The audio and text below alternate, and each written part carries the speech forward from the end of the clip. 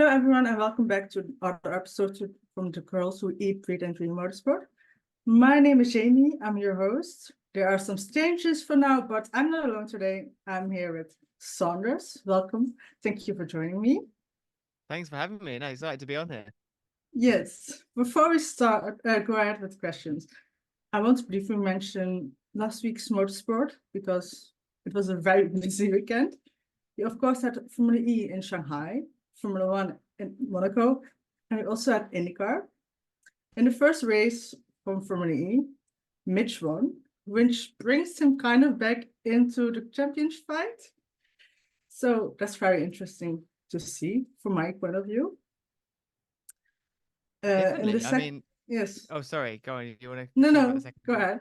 I mean, yeah, I mean, definitely. The first race was super interesting for so many different reasons because we didn't know what Shanghai was going to be like. We knew that that sort of circuit would create a certain sort of racing that we'd seen at other permanent circuits like Mazzano, where it's very fast, it's really high on energy, and as a result, you get these kind of quite hard to follow races with the slipstream and the peloton effect, or trying to think of other ways to word that now without using saying peloton, but it kind of is what it is.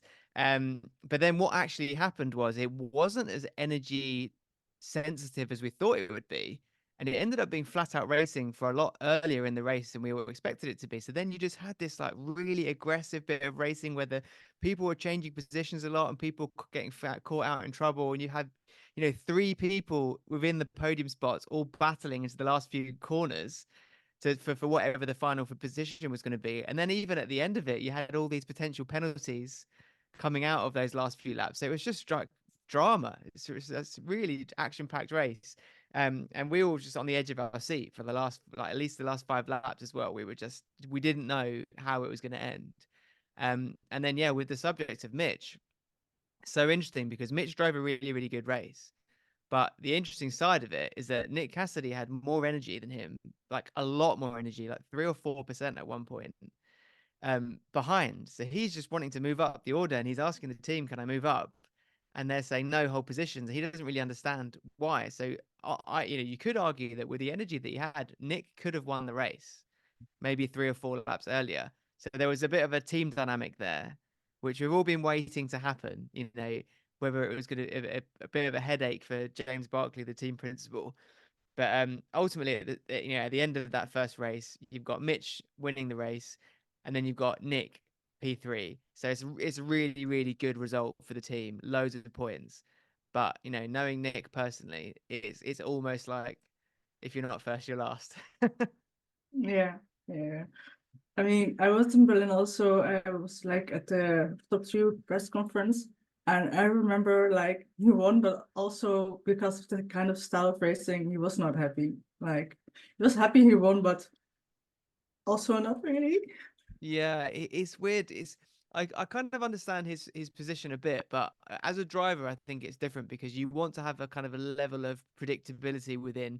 If I'm Mm. good at qualifying, then I'll be good in the race. So if I'm good at a certain sort of skill needed for a certain sort of racetrack, then it will develop to being a success in the race as well. But it isn't always the case, and that's Mm. from the fan point of view, from our point of view watching. That's one of the things that makes Formula E so great is because it is unpredictable and it is competitive. But when you got to think if you're Nick and you've come through all these different categories of motorsport where it works a very particular way, and then suddenly it isn't like that anymore, it kind of I guess fights with your instinct a bit. Yeah, But I'm sure that that night he was celebrating that win. yeah. It was so funny because what I remembered is like we looked very happy, but also not happy. And also when I went with to the media bench, also felt like the energy dropped a bit. Like everybody was very tense. If you felt like they were very tense, but also I get why, because at the end of the day, there are racers and they want to race, and it wasn't really the case like that. So I always think like they want to race, and I get that if you like Nick was like at some point in that race, like at the end. Mm. So I fully understand why, but that was so different because like my friends were like at the podium and I was like in the media center. So I saw like two different like people, which is normal. I always say like drivers are different with like fans and like media because you can be a bit more straightforward to journalists because they will understand why you are might be upset about the race while you win. But I like that. You see, you I don't mind that, but some people do. I don't have a Yeah. problem with that. Yeah, I think Nick especially as well. I think he's a bit reserved around the media where he doesn't give his true full personality out to the media. I don't know whether that's because of something that happened in the past or I don't know. I've never actually asked him, but he always seems to hold quite a bit back. Um, but yeah, I think I understand his position because it should be unnatural to drop pretty much to the back of the order and then be able to work your way up first. But Yeah, there is obviously other factors in that made that possible. You know, when everyone's battling at the top, they're using all their energy that they've saved. Whereas Nick is only using it just to be really clever. And that's the thing is I don't think he often gives himself enough credit for how good he actually is. You know, he has got the hang or the understanding of this sort of racing better than anyone. So he can be really strategic, he can be really intelligent, really smart, and every overtake he does, he'll make sure he picks the moment perfectly, so it is one that counts, and it isn't just an attempt that might not work or half work. He might be doing two or three people into one corner, but only using crucially the energy it would be required to overtake one person, but he's getting three. So I think he needs to give himself some more credit about how good he is at yeah, this I style of agree. racing, because I don't think anybody can do that. Whereas the whole kind of thought about it's under just traditional racing that you can win from that far back. I don't think anyone can win from that far back. No, I think the perfect example of that is in the second race in Shanghai. You had the likes of Robin Fry, Sebastian Buemi, and the Envisions, both really experienced drivers. Really, both have had podiums this season and wins and podiums in the past, but they couldn't get past, I think, like P10, maybe P9 from the back. They could save all their energy and make up the moves, but there was a certain point they couldn't get any further. Whereas Nick can do that. He can keep going and time it perfectly. So yeah, I don't think he gives himself enough credit for actually just how good he is. The guy's I won agree. every single senior championship he's raced in. He's won. That's Yeah, like how many drivers can say that? It's not a really lot. impressive. No, I agree totally because I also said that just when we had Jeff, he before we started recording, he asked who's going to win the championship, and we both said like Nick, if he keeps going like he did, how he started the season, he will win the championship. We saw last year with Jake. The consistency is key in this championship. Like it doesn't matter if you win 3 times, if you keep going on the podium, that's actually mostly enough. Well, it's not even the podium because I was looking at the numbers No. the other day, and I was comparing Antonio Felix da Costa and Pascal Wehrlein. So obviously teammates at Tag Heuer Porsche. Pascal he's higher up the standings than him, but if you look at podiums, they have the same number of wins, and that's not including the Mazzano win Mm. that Antonio had and then was disqualified for. They both have two wins. Pascal only has one more podium than Da Costa, yet Da Costa is 58 points behind Pascal. So it just Yeah, shows you that it doesn't necessarily matter about being on the podium. It's if you finishing fourth, fifth, sixth consistently sure. will keep you in the fight. And that's, the difference to Da Costa is yes, he's had the podium at the two wins, Mm. but every other result has basically been a very, very low score or no score. Yes. I want to say he won the second race. Um, Jake had his maiden podium, which was very impressive. Impressive. And Norman had his first podium with Andretti, which, you know, are two firsts. Um, and I'm happy to see like Da Costa coming back from the start of the season. He had not that great start of the season. Do you feel he got his mojo back? Yeah, I actually think he's had it back since Mazzano. I think even though he didn't get to keep that win, he still got all of the benefit of the confidence boost of because he won it from, I think it might have even been P11 or maybe something around that. Like, see, he started the race outside of the points and finished across the line in first position. So he got all of that feeling of building up, making up a lead, making good overtakes, and then crossing the line and having that celebration. He jumped in the pool, all of that stuff. So I think even though the result doesn't stay, you still remember that feeling. And I think since then, yeah, he's had that back. And having spoke to him, the difference between the conversations I was having with him in Brazil versus what I've been having since Mazzano are completely different. Like, he is a different person now. He's got all the things that we like about his character back. He's got the spark. He's got the making jokes. He's definitely, he's more himself, I think, now. And as a result, he's had two wins in 2 weekends. The second in Berlin, the second in Shanghai. He did cross the line first in Mazzano. So really, he's actually on a very good run of form. So yeah, to answer your question, I definitely think the DAC is back, as they say. Yeah. I think it was also fun with us to remember from the press conference in Berlin, like Sam Smith wasn't there like the first day because he was in Spa. And then when I said like, hi, hey, Sam Smith, I wasn't on the podium because you weren't here. I was like, when I said, hi, Sam Smith, I was like, what is he going to say? But I think that it was very funny. Yeah, that's one of the things, with Formula E, as you know, it's like that the paddock is so kind of together, and it's kind of feels like a bit of a family, and it's way less that within the teams there's so much competition on the racetrack, but outside of it, within the sport, it's so much more friendly than other motorsports. So when you've been doing it for a long time, like Sam has, from the start, basically, um, you build up not just relationships with the drivers and the teams, but friendships as well. And I've even found that in my position. This is my seventh season, and like there are quite a few people within the Formula E paddock that I would call really good friends now, not just like colleagues. Yeah, I felt that like when I in Monaco was on the first time I had media access, and also I didn't feel intimidated, which I actually expected to happen. And in Berlin it's the same thing. It's also strange to say, but you can leave your stuff where they are and don't have to really worry stuff will Yeah, be taken. That feeling you have there, and it's so hard to explain. And it's all like Berlin was my second race with media access, and I already felt that like this as also like at ease. I don't know. It is hard to explain. I don't know fully.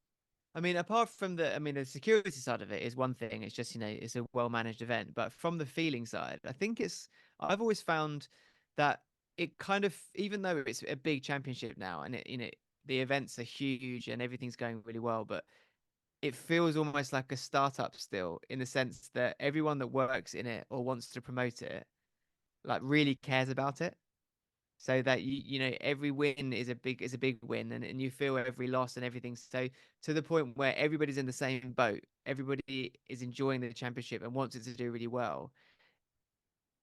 I don't know, it just kind of creates this atmosphere where everyone's happy to be there, Yeah. which I think is Uh, is not the case when there's so much competition and rivalry. Even within media in other motorsports and other sports, where it's like, you know one person is kind of out to get the other because they want their story read first, or they want to have the exclusive or whatever. Whereas, in the Formula E, everyone is kind of trying to do the same thing, which is make people like the championship as much as we do. yeah. Yeah, because um I met Nick Golding in Monaco. He's in the Discord of FE Bar, and I was like, oh, do you with the times we knew we couldn't say anything about the launch time, but I was thinking the same because people were asking. I was thinking the same. I know, but I am not allowed to say so. And I was like, oh, you're also at the media launch. And I said, yes, I can wait at you at the train station. My train arrived like 10 minutes earlier than his. I was like, okay, I will wait for you. And he never been there. I already was there last year, and I lived in south of France for like 8 months, so I know my way around. So I was walking into like the hotel where the media launch was, and he was like the touristy guy with his cell phone, and I was just walking because I knew the way. But it was so funny because like I didn't know him beforehand, and it didn't also feel strange. It felt very natural. So I really liked that with everything. Also, it's like the launch at the collection of the prints that felt also didn't felt like it was huge, but also not huge, like for the feeling for Yeah, someone who's new. So that was very absolutely. interesting. Yeah, I really agree. So talking about Monaco, Charles won his first home win. Uh, and the last time that happened was like 39 and 93 years ago, something like that, like 19. I looked it up, 1932 or something like that. So it It's was a the last long, time. long It's time a long ago. Yeah. time. I mean, there aren't So that many Monegasque athletes in no, sport, you know, so it's very hard to achieve. I mean, it's great for Charles because he's, you know, he has a big fan base, and he does it for the right reasons. He's a very nice guy, comes across as a very hardworking, good ambassador for the sport. And I think it's so unique to have a Monegasque athlete in a sport that has an event in Monaco that you can win. And he's come close in the past, you know, with a couple of pole positions and things like that. But to actually do it now was really nice. But you know, at the same time, I watch Formula One as well. Like I've watched this since I was a kid. Um, I really enjoy it. I still engage with it completely. I've got a lot of friends that work in the paddock as well. But is it sport if the same 10 that start the race finish in exactly the same position? It's not yeah, sport. You're just watching no, people go around in a circle. yeah, So it's like, and I think with Monaco as well, you know, all of the glitz and the glamour and the celebrities and all the press and the media that goes around it and all the extra filmmaking and all the extra effort that gets put into telling the story of this historical race for that to have, you know, however many laps of just the same people going around in the same order. Yeah, there was obviously the big incident at the start, which no one likes to see, but you know, at least it created a bit of something different, you know. And now there's a talk of the penalties and potential race bans and things like that coming out of it. But you know, just at the core, is it a sport if the same guys, 10 guys at the start, finish in the same way? And I think I'm slightly biased, and maybe I've had my opinion skewed because I've seen 5 Formula E races there, where you know we've had 6 or 7 changes of the lead and hundreds of overtakes. So I know it's possible, and I remember, you know, Formula One Monaco growing up, and I saw some amazing races, you know, with the likes of Schumacher, um, and like back in the day, it was amazing to watch. So I know it's possible, but I think that ultimately the cars are just too big and too heavy yes, in Formula One to have good racing there. Um, yeah. so who knows whether that will change with the 2026 regulation change? Who knows? I don't know, but Yeah, I found it's interesting that people also suggesting like, oh, let's do something with go-karts. I'm like, I mean, if it's only in Monaco, I'm fine with that. yeah, But also, I always say like, I tell people if you want to really see a race in Monaco and you want to see racing and don't want to pay a huge amount of money, Formula E is then the perfect event for that. yeah, and Because you get so much in one day as well. Monaco is pretty much one of the only events left now in the calendar that you get everything on the one day. Because even most of the time now, you have free practice one on a Friday. So yeah, but with Monaco, it's free practice one, free practice two, qualifying and the race, all within about 6 hours of each other. yes, and like I believe I had like the most expensive ticket is like 45 euros, which is nothing actually for what you get. And I know because I kind of lived there last year, and I was checking the prices for the same place where I was sitting like on the Saturday for the E3, and it's like 800 euros, and then from the E is like 45. It was I know what I 800 will be euros for choosing. Formula One. Yeah, 800 euros for a for seat in a for grandstand. yes, for one day. Just not even the whole It's weekend, just for one no, no, day. no. One day at the Wow. same place, like it is like the pit lane, and then those grandstands. I mean, I know what I'm going to choose if I need to choose because, well, it's way more racing. I've been now 2 times, and both times was great racing. I mean, I know what I would choose. But yeah, people always say, "Oh, it sounds like a vacuum cleaner." I'm like, but you D- maybe on television, but in real life, it's not. Didn't even sound close to that. I mean, yeah, that you know, you've actually said something really interesting there, and I get the same comment made about hair dryers, vacuum cleaners, lawnmowers, whatever you want to say, but it does really sound different in person. Like, it Yeah, honestly does not sound, as you know, it doesn't. But people need to get there. They need to get the access and the exposure to it. But I think there is sometimes a bit of a gap to bridge just to get people there. I mean, yeah, formerly, thankfully, races, you know, in a lot of good cities around the world, a lot of big cities around the world, but still just getting it known enough that people know that it's when it's on in advance in order to plan their times to make sure they get a ticket and everything like that. But I do think it's one of those things. Actually, it's exactly the same with electric cars. Once you drive them, you don't want to go back. And I think with Formula E, once you go to a Formula E event, you're like, oh, this is what competition could look like, you know? yeah. I mean, last year was my first time at a Formula E race, which was also Monaco, which I mean, it was a great race last year.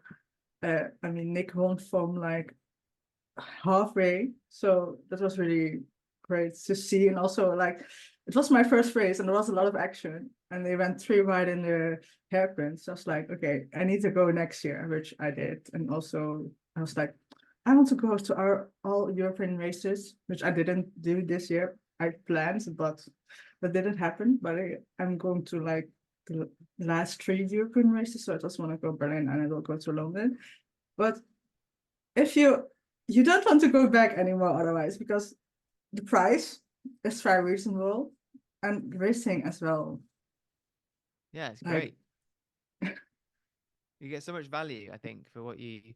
And you know, I could give opportunity to give a shout out to the events team within Formula E because they put on such a good event as well. You know, the fan village always got so much cool stuff to do. And then afterwards they have great music and stuff, and the food's always really interesting. Like, so the whole event, I just think it's nice. It's way more accessible, and you know, to the point where when you can apply to get the chance for the autograph session as well, literally gets you right in front of all of the drivers. Um, and you know, to get that opportunity within other motorsports or other sports, you know, you'd have to win some huge competition as an individual, or be like super VIP, or have some sort of access where it's not just like anybody can get the opportunity, like it is in Formula E, which is yeah, great. if you need to be lucky to be at the gate, like at the front, but otherwise, it's not going to happen. I also retold Jeff like that's what we love the most about it. It's like you get way closer to the drivers, and it doesn't feel like they are like celebrities. Like with Formula Yeah. One drivers, you have that way more. Like you know that they are that are the drivers, but they are way more close to you, so you don't put them like so high up as a lot of people do with Formula One drivers. I feel Mm. like Yeah, I so think a I lot think of it's it's very great. people are people, right? A lot of it's manufactured, you know, just the way that people think other people might act, or just the way that they're shown and how they dress or whatever. But I think, you know, a lot of Formula One drivers, they're just people as well. I had a experience of being in this sharing an evening, like a sort of an event with some drivers recently. And yeah, even me, like for example, working in the motorsport, you see someone from another paddock and you're like, oh, that's da da da, but you don't feel the same way about the people that you work with, and they are also just other people. Yeah, Which is, it's just funny how we create these things about yeah, about, you know, others, but everyone is just, we're all the same. yes, but I think also for me with for me I have that way less. Like okay, and now I'm kind of in the paddock, so I know how to act. But also it's like when last year you know that they're just people, and you wait, and you don't do like crazy stuff, because you know they're like there, and you know you can wait for them and you meet them. Whilst with Formula One, you still have to be a little bit lucky, or people who go look for people. I don't like that. Like, also people going to hotels, don't do that, please. Yeah. They want to also the like private times. Yeah, I mean that's it kind of comes, unfortunately, kind of comes with the territory, doesn't it? With that stardom or fat, of when you become of a particular note, then yeah, it that kind of comes with it. But yeah, there's certainly a way to get around it, or a way to kind of think about it that might not be how people act. But yeah, I get what you mean. It's um it's important to respect privacy, but then at the same time, they are all aware that they work in a sport that has attention. Yeah, nee, that's definitely true. Like, I don't mind people. I wouldn't do that, like standing outside of the hotel, but people who like barge into hotels, into Yeah, airports, I'm like, give them a little bit space. They're also just people. They also need to breathe normal air. of course, and that can be super intimidating as well. Where it doesn't matter how well known you are, that's still scary if people are running towards you. I mean, I would be scared. So Yeah, I can imagine they have that multiple times a year. So I have respect for them to keep up with like those kind of things, and don't have like really security, which for sure. I feel like some drivers in Formula One need security. Yeah.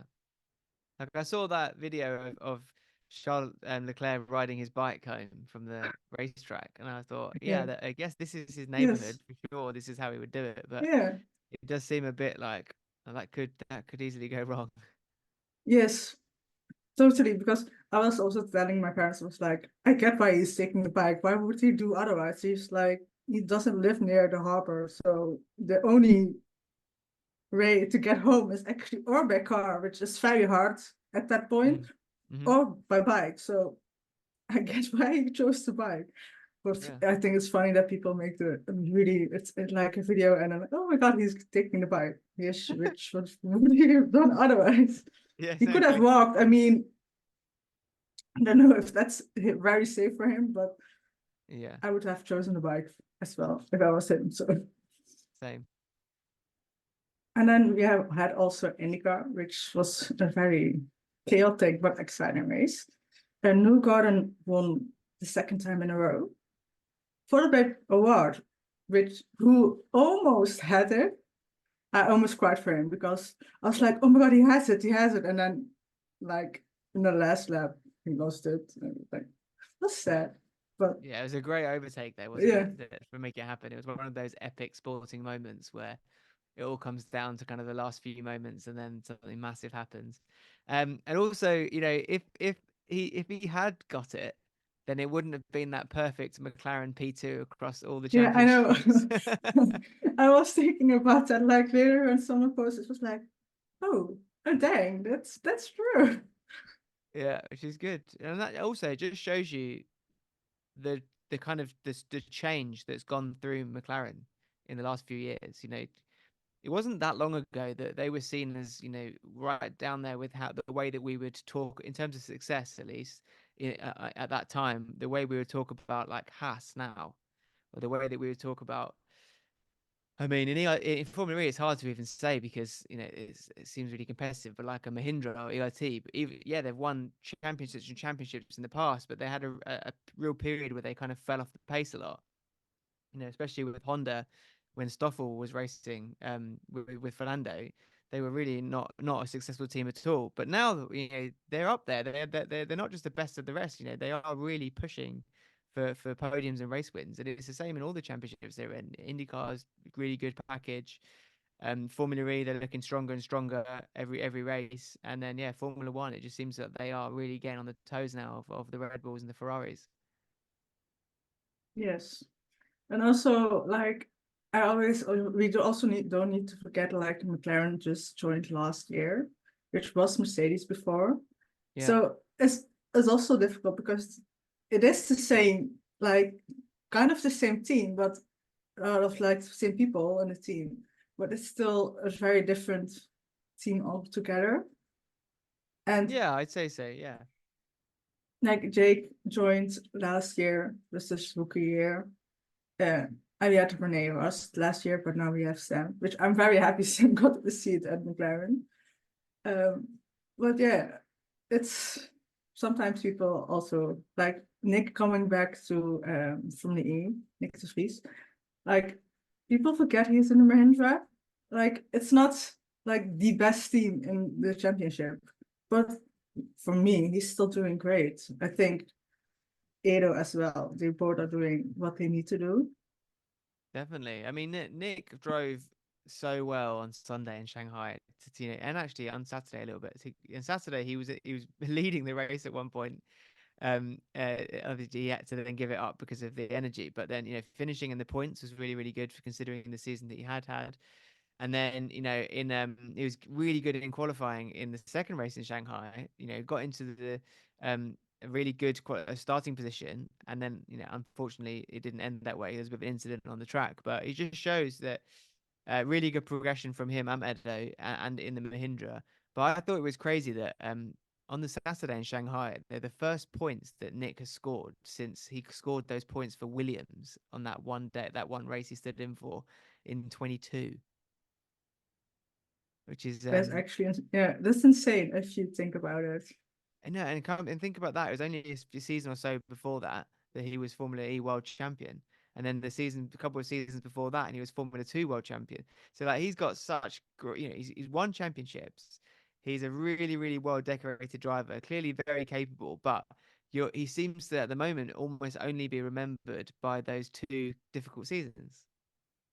But I think now hopefully he can do what he can in that car, maybe get an opportunity. But I think that we're not far away from Nick being a team principal either. He's giving off this real like team principal vibe at the moment. Like he's dressing really smart, even for the track walk. He's like in full tucked in shirt and a jacket and a gilet. Like he's really yeah, embracing this whole kind of almost like businessman approach.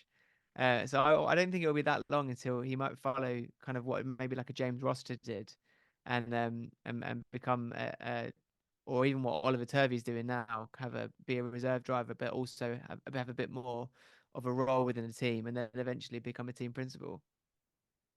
Yeah, I mean, I always think Nick didn't really got the chance in Formula One. I always say like Formula One and Formula E are two different championships. You can compare them. And it's very hard for Formula E to go to Formula One because it is a very, very different car. And as well the other way around. And definitely because Nick missed one season with the Gen 3, which doesn't help either. So I always think like give him a bit of grace because he's still a great driver. That doesn't change because he had bad seasons. Yeah. So that was the talk about this weekend's motorsport, which was a lot. So I know who you are, but maybe my listeners don't know who you are. Who are you and what do you do within motorsport? So I'll do my name. Saunders CB, and I work in Formula E as a TV broadcast and digital presenter. So I've been working in the championship since on the ground since season 4, but I did some stuff remotely in season 3. So yeah, I've experienced all 3 generations of Formula E, Gen 1, Gen 2, Gen 3, starting behind the camera as a producer on the digital content and helping with social media content, and then eventually stepping out in front of it to doing what I do now, which is kind of the full presenting across digital alongside the likes of Alexa, but then also on the English language TV shows. So working with like Nikki and Radzi and Jermaine and all the different pundits we work with. So yeah, it's good. I love it. I'm fully bought into Formula E. I was didn't even need to be converted. I loved it from the moment I've started working on it. And it's just such a cool championship to be part of. Yeah, I mean, I'm Dutch, so we always have Dutch television. But last year I was like, oh, I'm going to listen to the English one because sorry for Zico, but they don't really know sometimes what you're talking about. Like last Right. year, like Maserati had like the pride flag on the car, like for the whole season. And then at some point, Sigma said like, "Oh, that's for Pride Month." I was like, "No, it's been there already the whole way." Right. Like the little things, and I really like the all of the English broadcast. I mean, I'm Dutch, but I always listen to English broadcasts if it's for Formula One or from Formula E. So when they announced like they were changing channels, I was like, how going to do this? But I'm lucky to also listen to everybody on the podcast, which I really like. They say, I mean, James Foster does really great, and Andre Lotro as well. I love them. I love them, and they're doing amazing. Like I love listening to what they have to say and what they bring into like the conversations. I really think they are good in the job they are not doing in Formula. Yeah, I agree. It's been great actually working with lots of different pundits this year. James and Andre obviously very experienced within racing and Formula E. James especially because he's been a reserve driver but also a team principal, so he kind of comes with a different perspective on both sides. But even having Alan for Berlin was amazing. So much experience there, and I really enjoy working with Billy as well. I think although Billy hasn't got a Formula E experience in terms of racing, he has just learned so quickly. And his insight is he's very intelligent with how he can look at a race and kind of understand the strategy side of it really quickly. Yeah, so it's been really good to be working with him. And then obviously great to work alongside people that have been involved for a few years, like Nikki, and Radzi. I'm from almost definitely forgetting people, but actually this year as well, Georgia as well, Georgia who does the Roku show, and she works for on the American broadcast. Like she knows she works in American motorsport. She was at Indy 500 doing stuff there. She does the NASCAR as well, so it's been really cool working with her. We've got a really strong team. Yeah, I also feel like you guys know each other good enough to like know what to say and how to say and to get things out of people. I really like Yeah, that. absolutely. I mean, I didn't just mention just then someone really important, which is crazy because we've become like quite good friends this year, is Tom. Tom is so good at what he does. He's really dedicated, puts so much work into all the preparation that he does.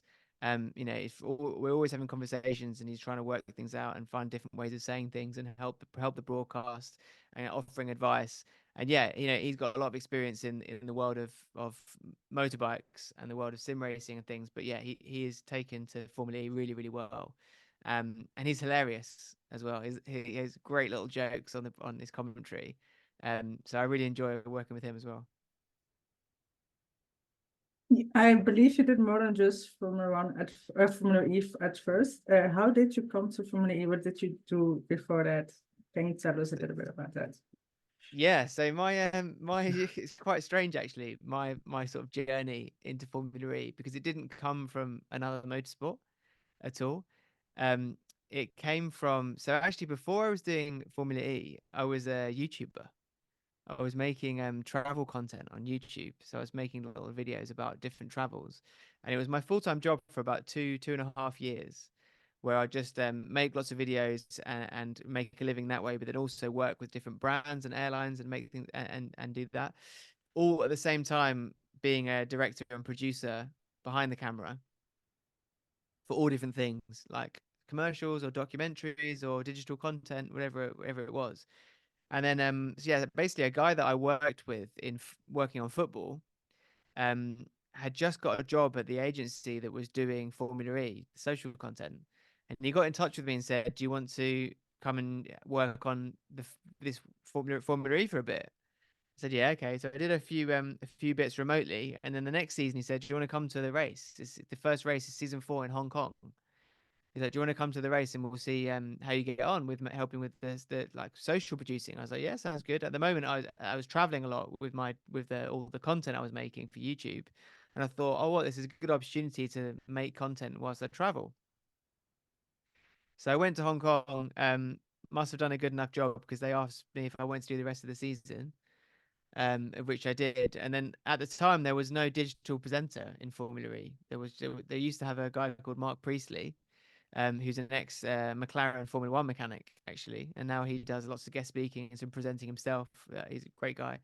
Um, so I said, could I audition for a digital presenter role at Formula E? And the guy at the time said, yeah, okay, we'll try it at testing. So I did a few bits of testing, and they said we're going to add this to your job role. So then I started doing both the producing behind the camera and presenting in front of the camera, and eventually it's just led to me just being a presenter. But yeah, so not at all the traditional route into motorsport. Um, but I think that is one of the good things about Formula E is there's a lot of expertise there from other worlds. So it's not kind of because I think when you come from, let's say you only work in motorsport and you get a job in Formula E, you're bringing along all of your tradition and all of your mindset of this is how it's done in motorsport. Where I think with something like Formula E, you need to bring the mindset of how is it done elsewhere? How is it done in this sport or this entertainment or this whatever? So it could be more appealing to more audiences. So yeah, it's good to I think come from different backgrounds. And yeah, my background wasn't motorsport. I've been a fan of it all my life, but never worked in it. It's very interesting. Like I we spoke with Francesca, and came to motorsport, but I think also people forget that there are like more ways to Rome, so also more ways to UN go. Like I want to work in motorsport, yeah, but I've done tourism.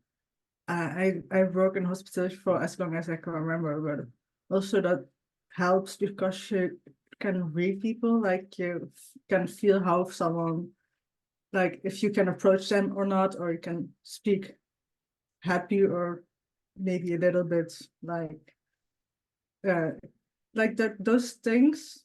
I sometimes forget that that helps. Mm, Uh, but also, people are like, oh, I want to do motorsport, but mostly want to do F1, which I mean, I was one of them. But if you look at around you, like other different motorsports, I fell in love with Formula E, and I fell in love with the World Endurance Championships. Like there's more than just F1, and also, more opportunities for everybody. Because yeah. otherwise, if everybody wants to go to one motorsport, like the other motorsports need a little bit of love as well. Absolutely, and there's actually so many to choose from as well. There's the number of categories within motorsport available. Yeah, you go kind of pinnacle or top flight and you work your way down, but everyone has an offshoot or like then a support series or a junior series. There's hundreds around the world from random Belgian amateur rally all the way up to Formula One. There's everything, Yeah. and that's what's there's so many routes into motorsport, and you don't at all need to have to come from motorsport to get through. Yes.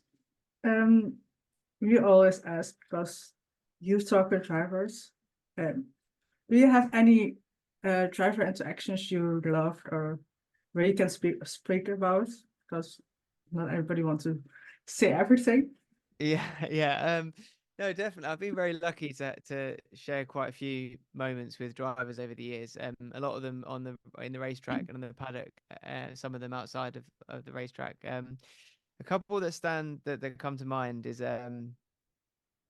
okay. So when Antonio Felix da Costa won his championship, we were making a documentary at the same time about the six races in Berlin. So he was kind of in the running to win the championship at the time. So we were spending a lot of time with him, and we'd spent a lot of time with him in the years gone by because he's always been really easy to work with. And when it comes to making the commercials and the features and all the challenges and things for Formula E, he is always very easy to work with, and it's good. So we spent a lot of time together over the years. And then seeing him win the championship and seeing a good thing happen to such a good person was just really nice to see. And we shared a lot of moments when he won it to help to kind of celebrate. And he was getting kind of bombarded by media. Like everybody wanted to interview with him. Everyone wanted to do this, do that. And he didn't have enough time to do all of it. And also it was COVID as well. So there were certain rules in place of who could do it and who couldn't about testing and things. And we had spent probably 25, 30 hours with him in the space of a few weeks. So we should really be the bottom of the list because we've got so much stuff already. Um, and I remember we just asked him, can we just do one more? And he was like, yeah, of course, no problem. And he made the time. And I was like, you've got so much demand. Like, how come you said yes? And he said, because you were there when I was finishing P20. So now when I finish P1, you're still here. So it's like, I remember the people that were there when I was nowhere. And I think that's quite a nice sentiment, and that's very much testament to the sort of guy he is. So that was a nice moment to see someone you spend a lot of time with do well. Another one a bit more relevantly, you might have noticed that when Nick Cassidy wins races now, they play Taylor Swift "Love Story." So that came from a weekend away that a few of us had late last year up in Scotland, where Nick came to that, and we discovered one evening that he has a bit of a bit of a fandom for Taylor Swift songs, and is a big Swiftie, which caught us off guard. So then, yeah, one of the others that was on that at that weekend, Jess, she works in the events team. She when he won that race in Diriyah, she was like she got them to play Love Story, and now it's kind of become a thing. So that's another moment, just kind of experiencing what people are like outside of the car as well. But I mean, I've been doing it for 7 years. I've got lots of different experiences, some of which I probably can't mention on a podcast. But yeah. Yeah, because that was funny because in Berlin I watched Gerard, so I knew when I was watching television, I was like, this is Taylor Swift, this love story. So it's like, okay, didn't think much about it, but I heard it. It was like, I was messaging a lot of people like, did you hear it as well, or was it just me? Yeah, so good. And then in Berlin, like I was sitting in the media center, and like the friends I met in Monaco, I don't know if they saw the area or not. So then Love Story played again. I was like, I'm not crazy this time. I know it's very sure that that's Love Story. So I said, this is the second time they played it. And then at the end, it was like they wanted to ask Nick, oh, are you Swifty? So they actually needed to go. So I don't know which CPR person was with him. But one question and walking. So, okay, we were walking, and I can ask him like, "Are you Swifty?" And it's like, and you're like, "Yes," and you saw his whole face lit up, and it was so funny. It's, Yeah, it it's was really great. nice. I've just thought of another one as well, which is quite funny. Um, so season the season that Nick De Vries won the championship, um, he was going into the last race, and I think he was fourth, the fourth in line to win the championship. It was like Mitch Evans, Eduardo Mortara, Jake Dennis, then him. It might have even been the fifth person in line to win the championship. And it was that race where all the chaos happened. You know, Mitch Evans and Eduardo Mortara crashed at the start line. Jake then had hit the wall. So then all Nick had to do was basically finish the race, and he won the championship. None of us knew that was going to happen. So on the grid, I'd sort of made a bet with Nick De Vries that he wouldn't win it. So I obviously lost that bet, which resulted in me having to do a forfeit, which I won't repeat. But that's kind of one of those funny instances. But on that same night, I was with Jake Dennis on the night that Nick won the championship, and we were all celebrating at the awards ceremony. And I was filming a video. Jake will hate that I'm telling this story. I was filming a video with Jake where I was like, "Oh, let's do like a funny video where you kind of say, oh, Nick De Vries, I'm coming for you. I'm gonna get the championship next year." And we're in like one of the demo Formula E cars as he's saying it. So it's a really silly video. But anyway, Jake gets it wrong when he's doing the video. So bear in mind, this is 2022, and he's meant to say, so this is 2021, and he's meant to say, um, 2023, I'm coming for you, Nick. I'm going to win the championship. But he, by mistake, sorry, let me start that again. He's meant to say 2022, I'll win the championship. Nick De Vries, I'm coming for you. But he gets it wrong, and he says 2023, I'm going to win the championship.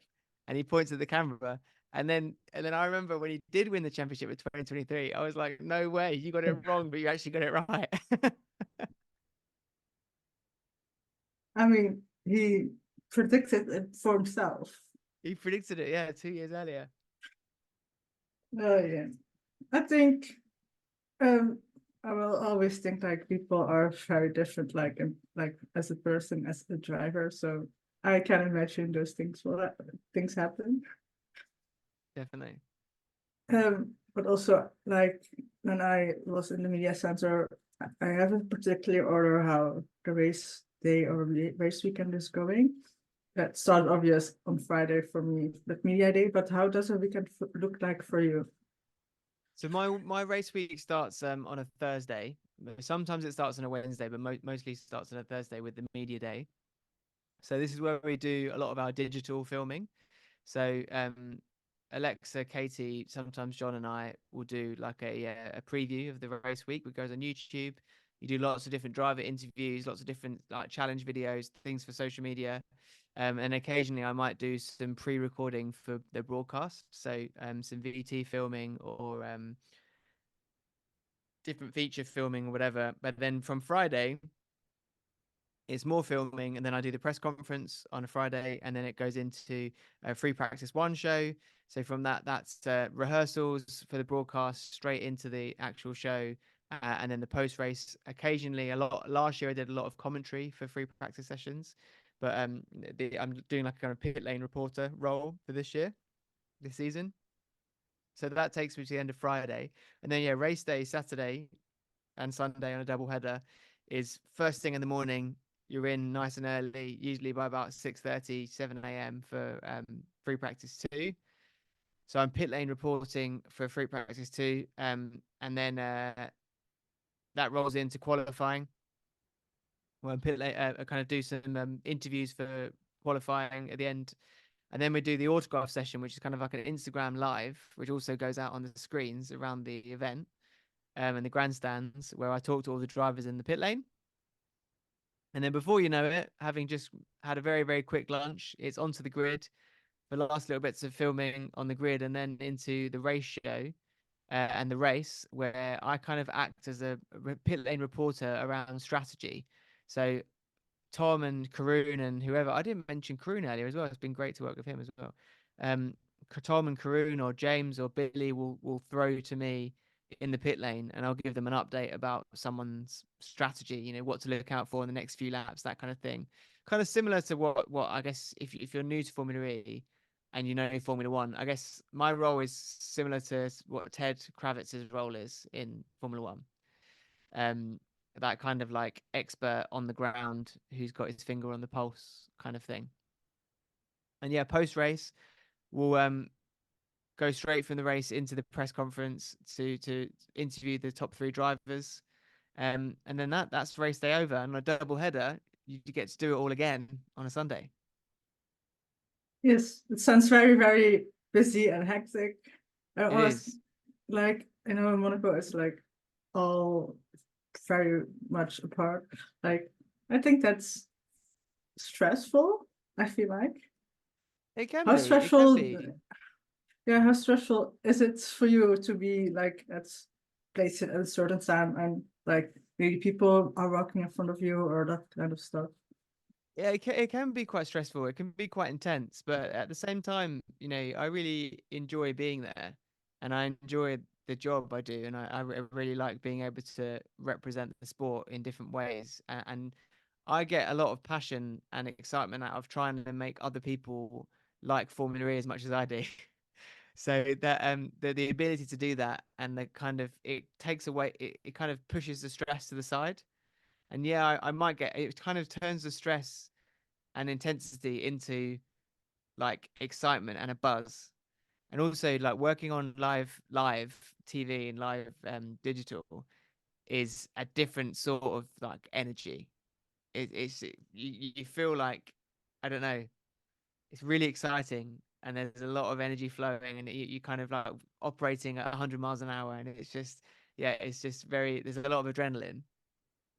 So within that, yeah, there's certain points of the day that are kind of quite stressful when you're going from one place to the next, and it's very intense. But at the end of the race day, often that carries through into kind of the celebrations as well, where you just want to keep the energy up in order to be able to have a good night or have a nice dinner with like other people in the paddock. Um, so yeah, it can be pretty stressful, but I certainly probably make it more stressful than it needs to be because I just really really want it to do well. So I put maybe a lot of pressure on it doing well when ultimately you just need to be good at the job. Yeah, I'm kind of like a perfectionist, and I want to go everything goes perfect. But also an overthinker, so that doesn't work together. Like Well, for example, you for and I today. both. I'm the same, a perfectionist and an overthinker. So yeah, I know the feeling.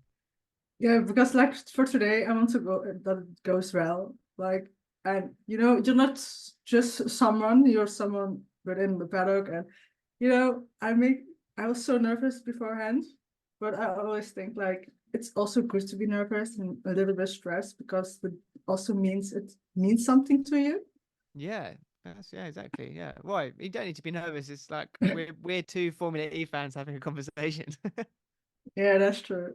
But still, it's sometimes a little bit different because I mean, I know who you are, but you don't know who I am. Because that's the funniest thing. I was walking, I did in Berlin on Saturday, there was an EBB with Porsche event, and I joined that. And we were walking out of the pit lane, and you like walked towards me. I was like, I know you, but you don't know me yet. So that's so Yeah, funny. I hadn't seen you. I hadn't like kind of met you like this in person at that point. So I just knew you by name, but not by what Yeah. you look like. Yeah. Yeah, that was so funny because I was walking with a friend who I actually met in Berlin. And we were walking there. I was like, "Yeah, you will know me after the podcast, but for now, you don't know who I am." So Well, yeah, that was absolutely. pretty funny. Now we've done the podcast. Every time you come to an event, we can properly chat and talk about Formula E. Yeah, because that was saying like Sam Smith. I was at the media launch. I saw him coming in, but I was like, I'm not going to disturb him. And then he came up to me. I was like, How are you doing? I didn't recognize you. I was like, oh, hi, Hmm, which was, it's still strange as well as in Berlin. He was like, oh, how are you doing? And that kind of stuff. So yeah, it's sometimes still very strange to know certain people in the paddock. sure.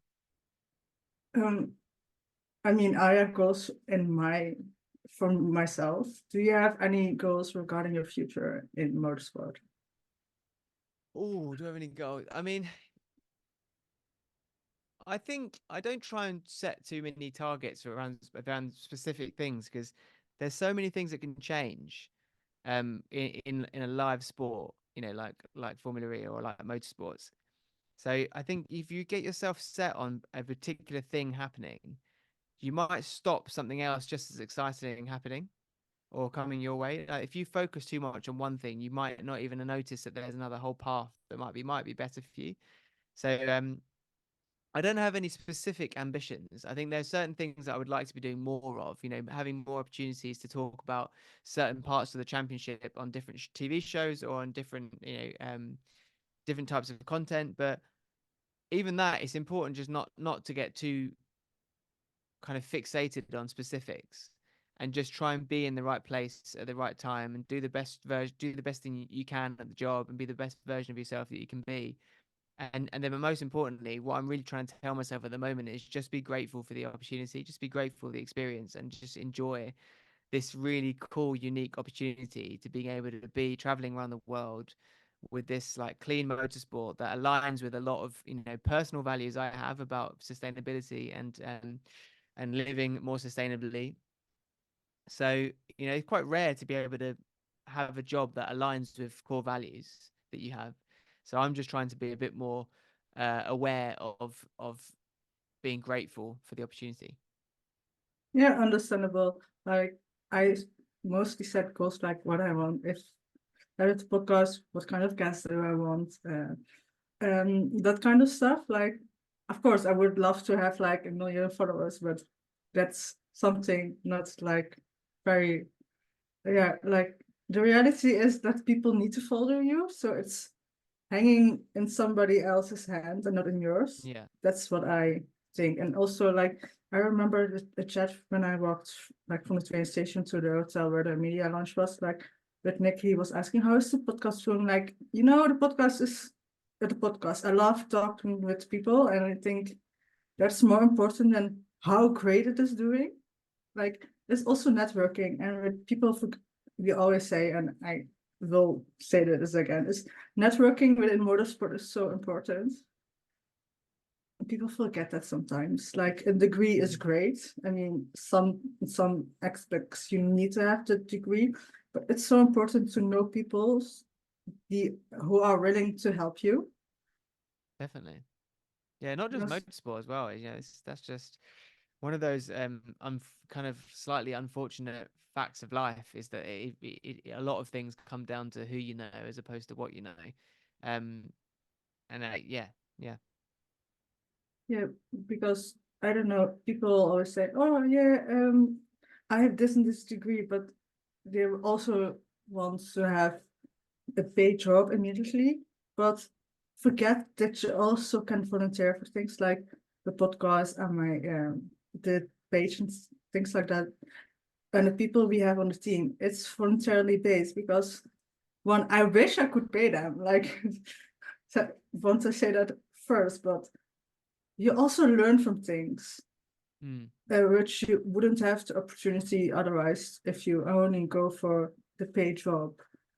And within motorsport, like I remember someone was like, "Yeah, but it's not paid, and you need to work so much, and you don't get paid, but you get the experience which goes with it."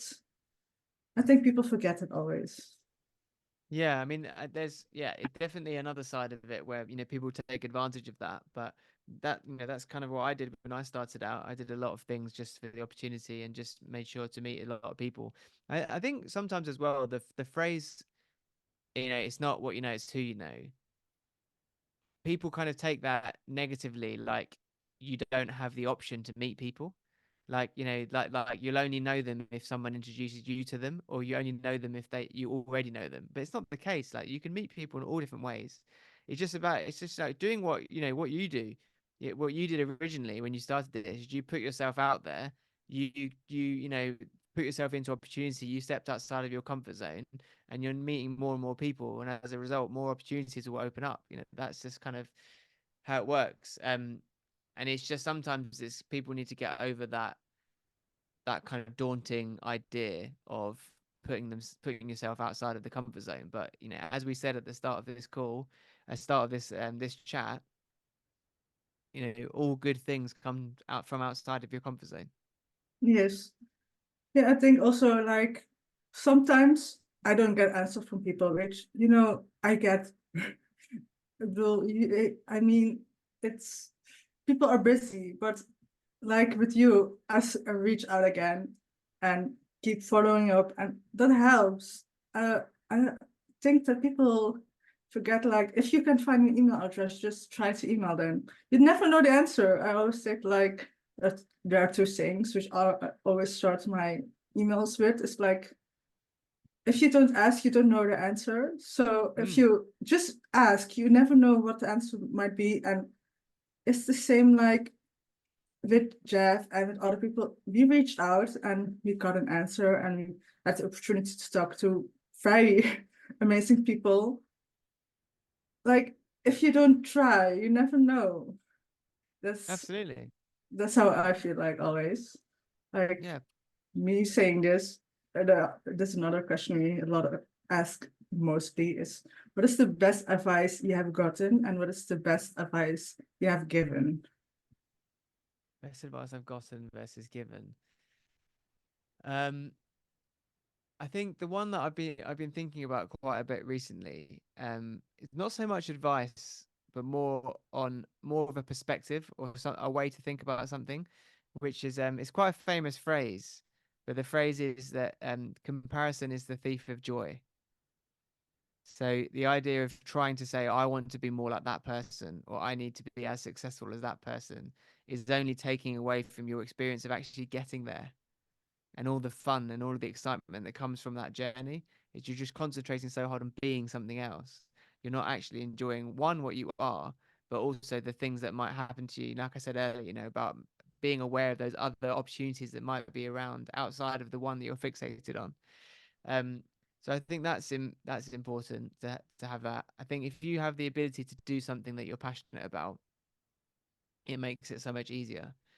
Um, and passion comes in different forms. It doesn't necessarily have to be a passion about the exact topic that you work in, but it can be the passion about the craft. Let's say um, working in TV and digital, there might be someone that doesn't like motorsport, but they like the idea of making content about motorsport. They like the idea of telling a story about two drivers. That doesn't mean that they love motorsport. It means they like telling a story about two people. So passion can be found in many different ways, in many different jobs. So just think, just because I don't like the whole subject doesn't necessarily mean that you won't like working in it. There's still passion to be found in everything you do. And then I think in terms of advice uh, that I would give, yeah, I mean that's certainly something I would give. Just trying to think of something else. Yeah, I mean I think I'd say with that, I would say reminding yourself regularly how far you've come and what you've achieved, and just trying to put that into perspective with where you want to be. To notice sometimes you might have already done quite a lot. And it's not to say stop. It's just to take that moment to be proud of your accomplishments, and then maybe realign on what's next. And the other would be, yeah, don't overly compare yourself to other people and what they're doing. And I think it's so easy with social media now as well to think that other people just live these amazing lives where they're happy all the time and they've got the best job in the world and all the money and all the cars and everything. But in reality, the more people you speak to, like we're speaking now on like a human level, you actually understand there's a lot more going on. Um, and things aren't always as nice as they seem. So the more you try and compare yourself to something like that via social media, you're comparing yourself to something that isn't effectively real. It's a version of reality. So yeah, just being happy with trying to be happy with who you are, and not overly worried about being someone else. Yes, because like people also forget, like you only put the great things on social media. Like Sure. I know I do because last year, uh, not around this time, like a bit further down the line, I became ill. I didn't show that on social media, so a lot of people don't know that, but that's the same for everybody. Like you don't show everything on social media. So if you compare yourself to someone on social media, you need to remember those are the good moments and not they're mostly not showing the bad ones. Yeah. No, And I mean that's it's the also same what, as in real life as well. When you talk to people and you say, "Hi, how are you?" Most people will go, "Yeah, fine, thanks," or "Good," no, or they won't, if even if they're not good, they might go, "Yeah, all good," because that's just a default response. But when you're talking to people, unless you're really close and you care about other beings, it's very rare that you say the negative thing, because you don't want to put out there the thing that doesn't make you happy. Social media is an extension of that. Why would you're only going to put out the things that you want to say were good, or you want other people to believe were good. You're not going to put the negative out. So it's not necessarily about it's not necessarily about us putting negative content out there. It's just being aware that that is just the positive yeah. when you're looking at it. And that's also that's what I remind myself because, you know, I wouldn't, if I put something about it on there, it's always like, I think that when it's over and not when it's happening. And I think that's for a lot of people, it works that way. So Yeah, yeah. exactly.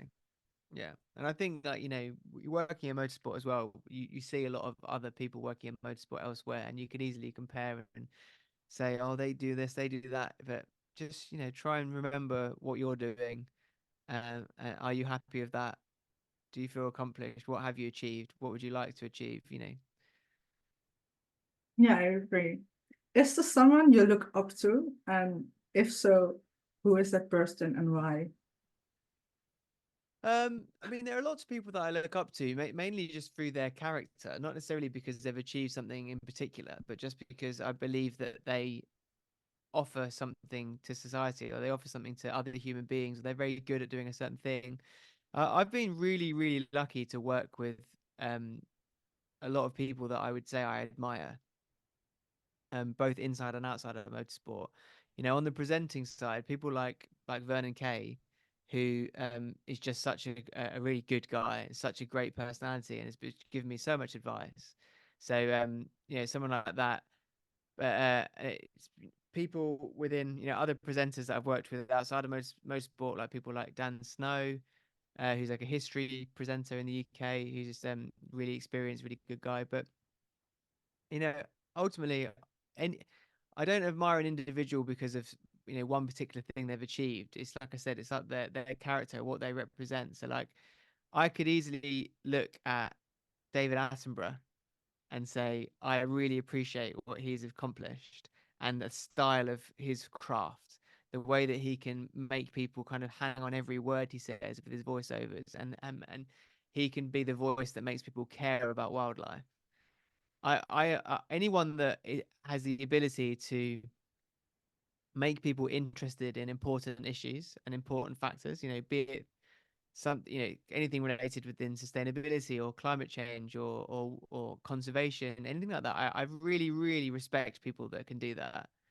So I guess I would say, more in a blanket term, I respect people for a lot of different reasons, and I admire people that can be comfortable in their own skin and go out and do something and just be happy with who they are, and help other people be happy with who they are. But at the same time, yeah, there's so many things I respect about so many different people. I could narrow it down to individuals, but yeah, ultimately it just comes down to individual kind of characteristics and character traits. Yeah, that's, I mean, I remember, I believe Carla told us the person she looked up to was her father. So, Mm, you know, like those little things, I always think it doesn't have to be within motorsport because, you know, people have different ways to get into motorsport. And also, there might can have happened something in like your teens, and that's why you're looking up to someone. I think you there are so many different answers to that question. So yeah, I always definitely. like to hear different kind I mean, of people. family is always a, you know, a default one. Like definitely, my parents were very, very supportive of me growing up. My brothers are very supportive of me now. And my girlfriend, she's really supportive. So like, I've got a lot of people that I admire that allow me to be a better version of myself. But in terms of like professionally, yeah, there's loads of different parts of lots of different people that I really admire. Yes, I this also we asked Jimmy Prices, but I think for you as example is also a great question to ask is tips for people who want to do what you are doing. As an advice on how to do it. Like what you would tell your younger self to Yes. to do. Um, the one thing actually that I came to learn in the last few years is that at the start of my career, I was doing lots of different things. Like I wasn't really focused on one particular job. I was kind of doing a bit of filming here, a bit of editing over here, a little bit of things in front of camera here, whatever, just lots of different things in lots of different categories. And I used to worry that I would be like the phrase goes, I'd be the jack of all trades but the master of none. Um, and I thought, oh, the more I do that, I'm just never going to be an expert at one thing. So then I won't be hired for that one thing because I'm good at lots of little things, but not amazing at anything. But then a couple of years ago, I got the opportunity to work on this expedition in Antarctica. Um, and I got the job because I was good at a lot of different things, not because I was the master at any. So I would say, don't worry about being amazing at one thing. Just go and try different things. Enjoy the variety and see, you know, what different things you might be good at. And ultimately, opportunities like that one I gave as an example, but also Formula E. I didn't get hired in Formula E because I worked in motorsport and I'd gone through all the ranks of motorsport. I got hired because I was good at making social media content, and they wanted someone that could make social media content for Formula E. So it's like we said earlier on in this chat. There are so many different ways to get where you want to get to, and it doesn't have to follow a particular path or trend. Um, so yeah, I'd say in terms of getting into this particular thing, there's no pathway for me to say do this and then that will mean that you get to do this. It's just being open to stuff, making sure you're kind of like exploring different things you might be good at, different experiences, keeping yourself your open-minded to opportunities, uh, and ultimately, that and a bit of graft, a bit of hard work, and the world is your oyster. Yes, following up with this question, we ask our followers, we did a survey with followers question, and one of those questions was, how can we get your job? So the answers kind of already this this question, but I also met her in Monaco and in Berlin, so I think it was funny that she asked that question because Right. we have Okay. seen you around, so that's you're basically answered that one. Then we also had like a question from why Formula E over another series like F1 or Road Endurance? Yeah, I mean, ultimately, it wasn't like I had all three as an option and I chose Formula E to begin with. I came into Formula E from a completely um, different job and a different career almost. But I think Formula E aligns more with me as a person than the others do. Because I've driven electric cars in my life for the last 5 years. I do a lot of things within my own life to live more sustainably and live a kind of have a smaller carbon footprint.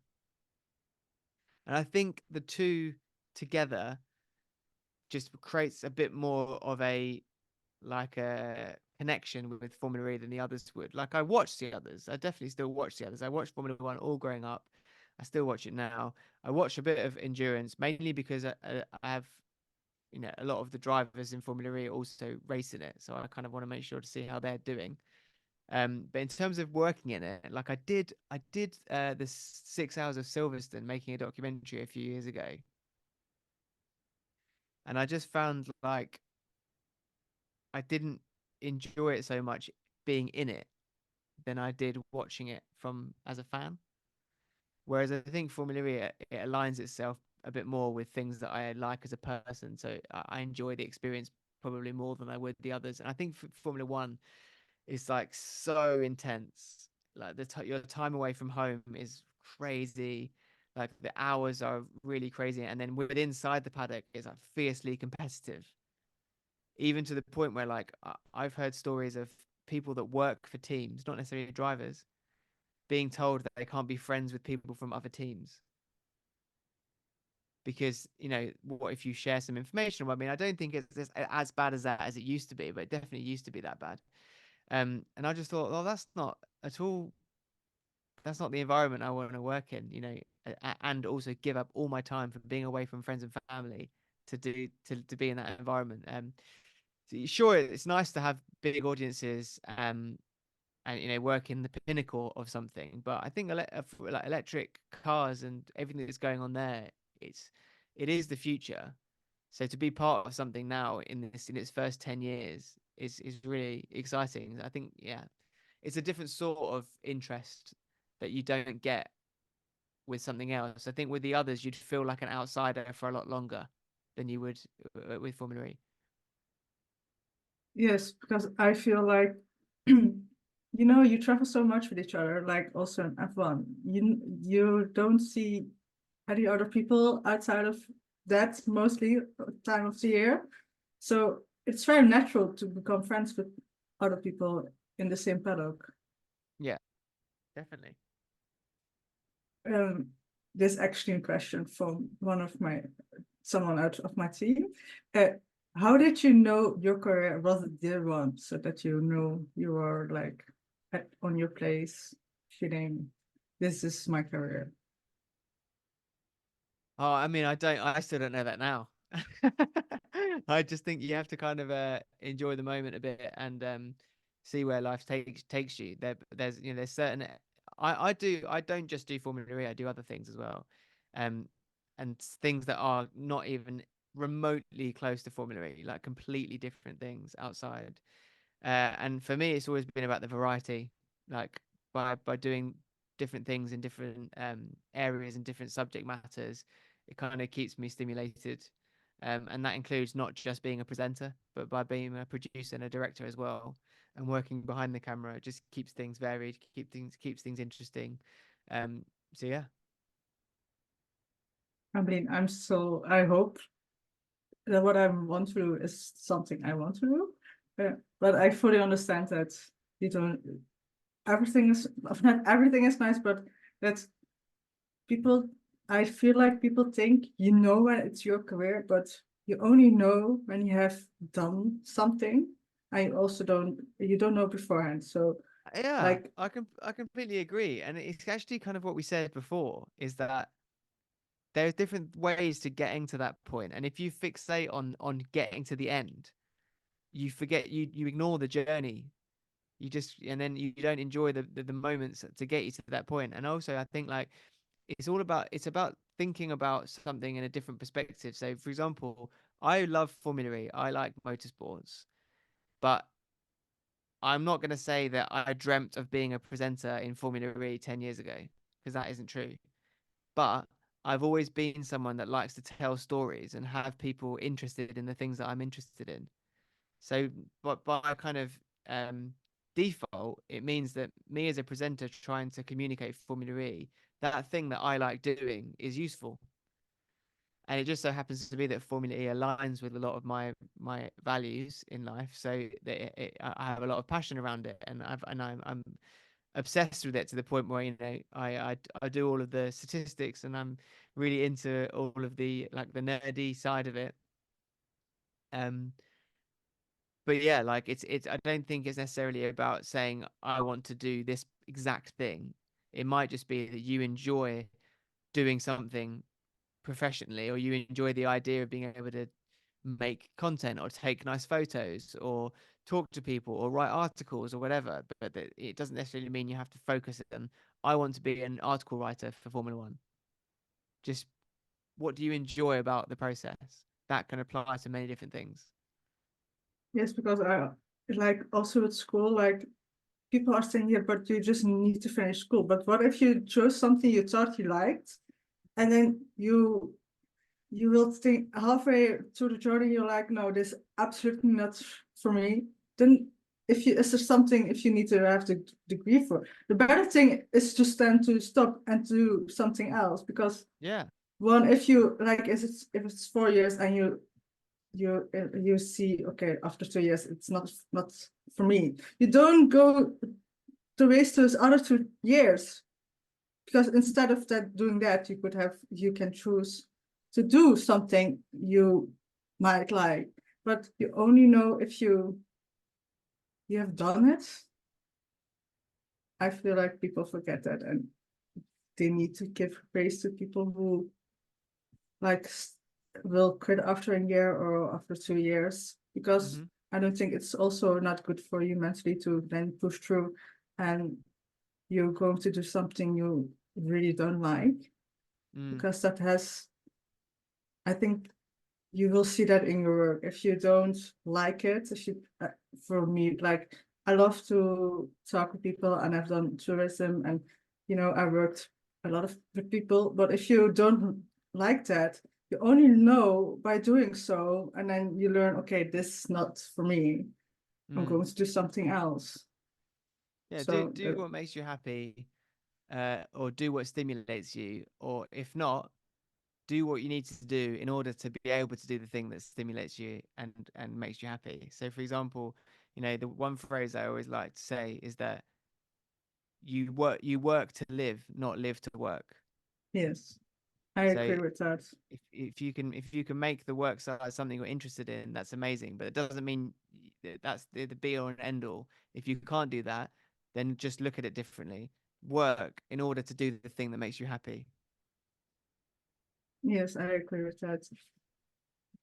Then I also think that was a funny question. The worst weather experience in Formula E you experience. The worst weather. Yes. Oh yeah, I mean we actually create it's honestly crazy that we had 5 years, 5 seasons of Formula E before we had a wet race. It was like, and I remember that it was Paris season 5. That was really, really wet. Um, for a race, we had wet qualifying every now and then. Actually, the craziest weather we had is in Uruguay in Punta del Este, season 4. And on the evening of the Thursday, there was a huge lightning and thunderstorm, like crazy rain, and the lightning was completely lighting up the entire sky, and all the photographers were taking these amazing photos of like electricity, lightning bolts like coming down on the racetrack and things like that. This was at night when everyone was asleep, but still. And then when the race finished and we were all flying home, the storm started again, and everyone had their flights delayed, and it was crazy. I mean, I think it's very funny with Monaco. It was raining on the Friday that someone said like, yeah, but it's supposed to be sunny. Like, I mean, yes, but it's May. It's not going to be as sunny as it Yeah, normally is. It's yeah. everything can still happen. Yeah, there was a race actually in New York a few years ago, which had the last 3 or 4 laps where it suddenly just torrential rain. I think I And it was remembered that. a really dramatic ending where there was like 5 drivers that crashed in one corner, and they red flagged, and then they ended up having to put the results back to how it was before the incident. So that was dramatic. But yeah, there are a few that come to mind. Yeah, I think I remembered that. That's I don't know who it was, but someone drove under another car. At Yeah, there least was that's something. yeah, Yeah. yeah, definitely. Then also a question was the most amazing travel experience from this year so far, both Formula E and not Formula E related. From this season so far,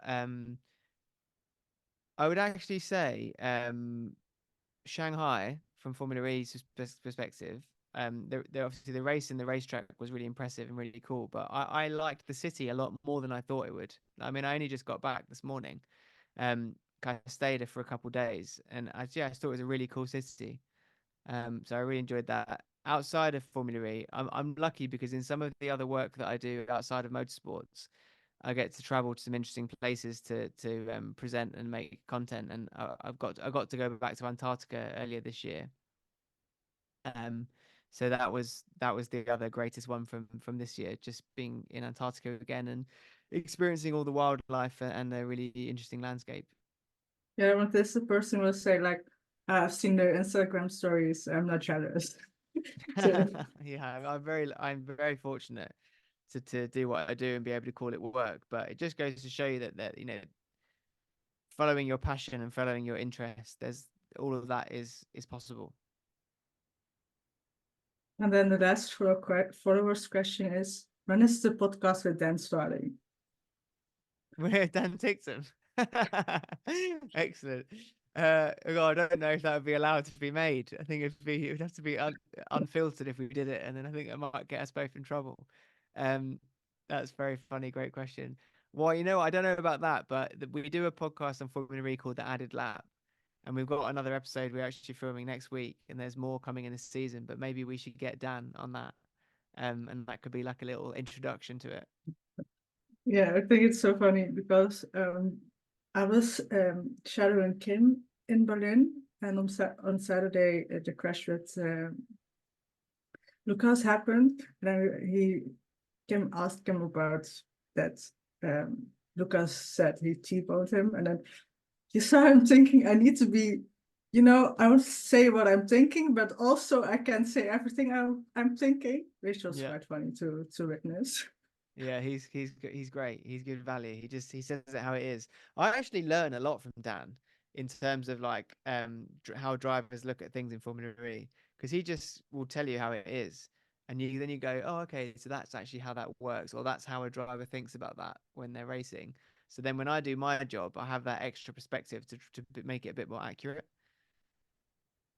Yeah. I think I also like, I'm always thinking you don't need to like all drivers, which I mean, with championship drivers, that is what happens. You might don't like someone. Uh, but I think with Lucas de Grassi, if you ask him a question, he will talk. So Yeah. I witnessed like someone ask him a question and he was still standing there talking for like, I don't know, 5 minutes. It's like, yeah, that's He, great. that's a perfect example of someone that's just interested in it. You know, I've got like my on my phone, my WhatsApp conversation with Lucas is just like a series of voice notes where I'll just say, "Oh, can you just explain how this works?" And he'll send one back and explain how it works. Or we've shared books in the past about things like climate finance, just because we're both interested in it. And then, because, yeah, he's just very open to talking about it, and he's got a lot of opinions and stuff. So, yeah, you're right. He's a good person to talk to. Yes, because you know that you get an answer from him, and that's what I witnessed. It was like, I think in the beginning of the question, and then you were starting to walk away. I was like, oh, you're still talking, and you saw in his eyes he was like passionate talking about it. Mm, So that's what I love. I mean, if you're passionate about something and you can talk about it, it's the yeah, perfect combination. yeah, definitely. So these were all the questions. I have one question we always ask is, do you have questions for me? Do I have any questions for you? Yes. I would like to know, what do you think needs to happen in Formula E? Oh, that's the good question, because I think a lot of things go right. But for example, I was in Monaco.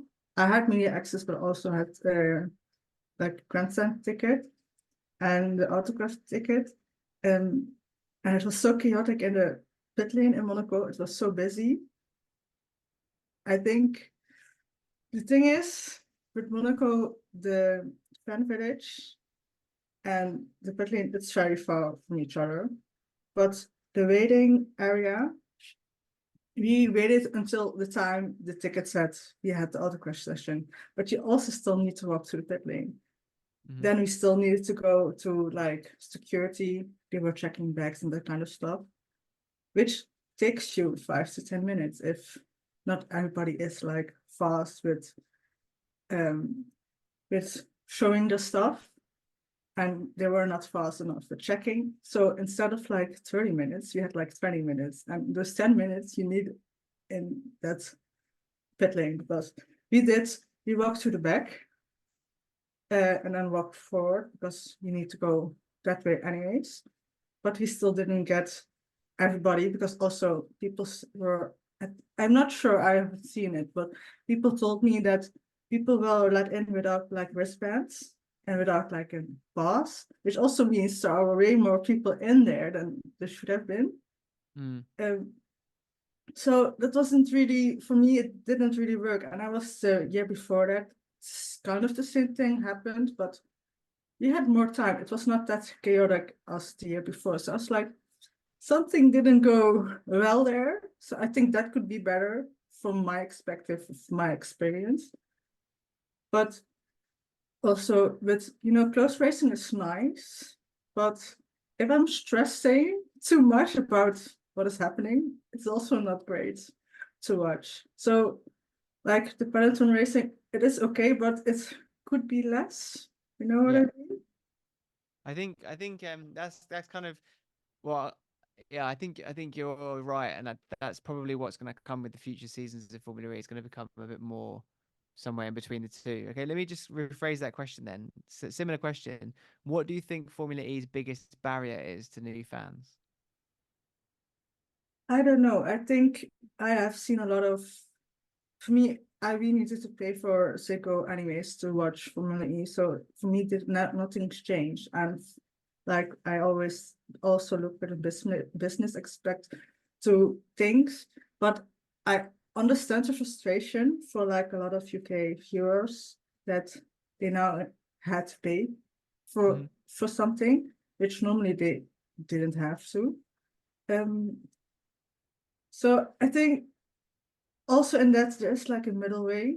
Like I get like every business still needs to get money into the business, otherwise it will not survive. But also I think I know it's very hard, but something like that I think could be better, or how it's communicated. I think that wasn't really the best. I think didn't went well. I saw a lot of like people weren't happy. Okay. Like so it's hard. Yeah, it's a I mean it's a big subject that, but okay, one more question for you. I'm asking you all now. Who do you think is going to win the championship? And who would you like to win the championship if anybody could? Oh, that's a hard one because I mean I mostly like everybody. I think Nick is going to win it because he's the most consistent in this style of racing. I really hoped Mitch would win it this year. And also, I'm a Norman fan, so Mhm. so I hoped Norman had a better season. So yeah, but I really think Nick is going to win it. Okay. Who do you think is going to win it? I think it's hard to look past Nick at the moment, but also like having worked on 7 seasons of this, you don't know until you know. Yeah, I know. It's so much can happen. But yeah, it's hard to argue with his consistency for sure, like you said. Yeah. I mean, if you don't have any questions for me, I don't have any questions for you. So that means we are at the end of the episode. I want to thank you for being here. It was very lovely to speak with you. And for all my listeners, if you don't follow us already on the socials, in the description of today's episode, you will find the link with all of the socials and the WhatsApp for the European races, which there's still only one to go, which is London. And thank you for listening, and I will see you next week with another amazing guest.